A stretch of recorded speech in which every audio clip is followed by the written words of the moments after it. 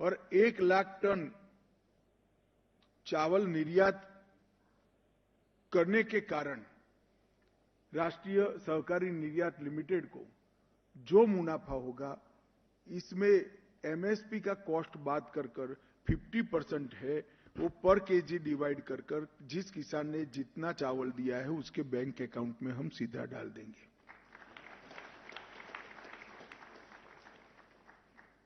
इसके कारण किसानों को निर्यात योग्य उत्पाद बढ़ाने में उत्साह भी बढ़ेगा।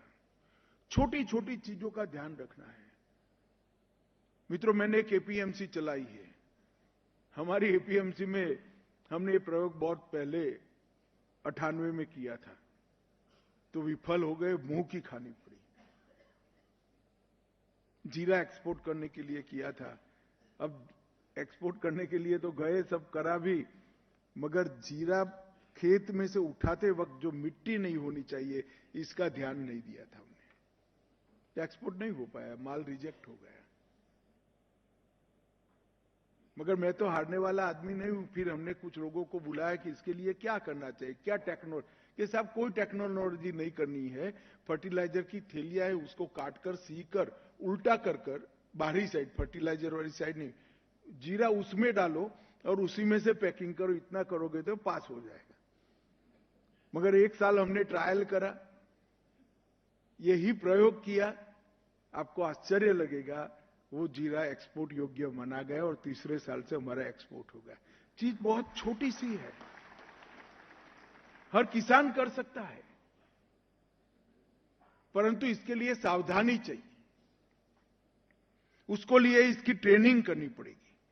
और ये बारीकियों को मैं आपको जरूर कहना चाहता हूं कि मैं चिंता करूंगा कि राष्ट्रीय सहकारी निर्यात लिमिटेड सिर्फ मुनाफे का ध्यान न रखे, इस सारी चीजों में बरोबर इनके सभी कर्मचारियों की, अधिकारियों की, साइंटिस्टों की और मार्केटिंग के लोगों की नजर किसान में रहे, नजर मुनाफे में न रहे।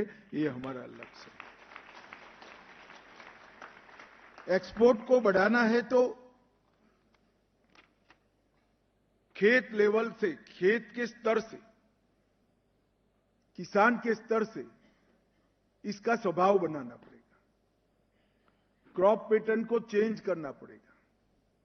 एक ब्रांड, पैकेजिंग और मार्केटिंग की पूरी व्यवस्था किसान के मन में भी जागरूकता के साथ खड़ी करनी पड़ेगी और ये व्यवस्था राष्ट्रीय निर्यात कोऑपरेटिव निर्यात लिमिटेड ने पूरी करनी पड़ेगी। तब जाकर हम सफलता के साथ हमारे 6 के 6 उद्देश्यों को आगे बढ़ा पाएंगे। मित्रों, इसमें 5 सफल कोऑपरेटिव्स को हमने प्रमोटर सदस्य बनाया है। इसमें राज्य स्तरीय शीर्ष समितियों को भी मेंबर बनाया है।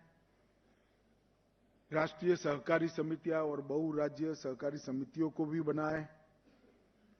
जिला कक्षा की समितियों को भी लिया है, पैक्स को भी लिया है।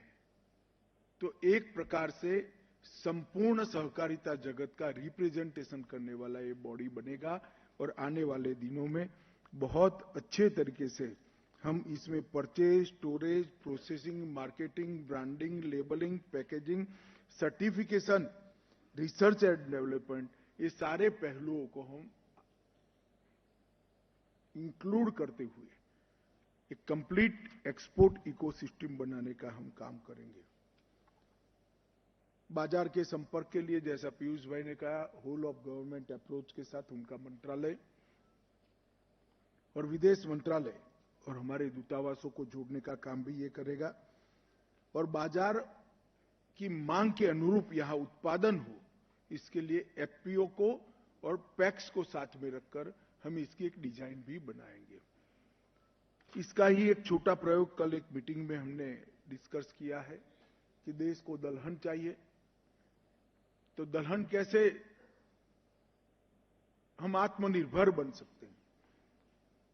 तो नाफेड और एनसीसीएफ को ये काम दिया गया है दलहन के किसानों का रजिस्ट्रेशन करें और देश को जितनी दलहन चाहिए इतनी कम से कम हम प्रोड्यूस करें, हो सके तो ज्यादा करें जिससे एक्सपोर्ट कर पाए।